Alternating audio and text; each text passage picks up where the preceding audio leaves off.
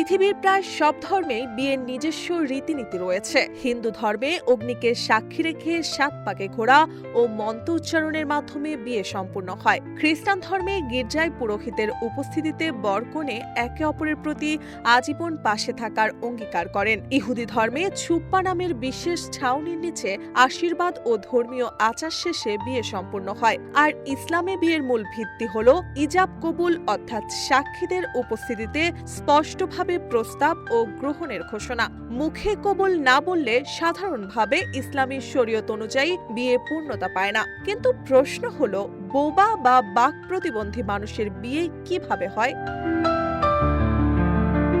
ইসলামে বিয়ে আল্লাহর বিশেষ নিয়ামত এবং রাসূল সাল্লাল্লাহু আলাইহি ওয়াসাল্লামের গুরুত্বপূর্ণ সুন্নাত। পবিত্র কুরআনে আল্লাহ তাআলা বলেন, তোমাদের মধ্যকার অবিবাহিতদের বিয়ে করিয়ে দাও। তাই বোবা, বধির, অন্ধ কিংবা শারীরিক প্রতিবন্ধী কোনো ব্যক্তির জন্যই বিয়ে নিষিদ্ধ নয়।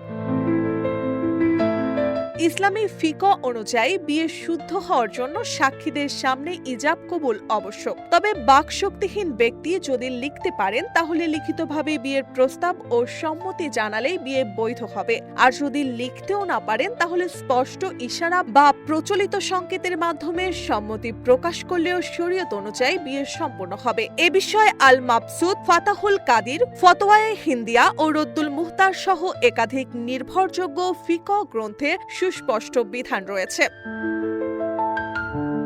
রাসূলুল্লাহ সাল্লাল্লাহু আলাইহি ওয়াসাল্লাম বলেছেন, যে ব্যক্তি বিয়ে করল সে তার দিনের অর্ধেক পূর্ণ করল।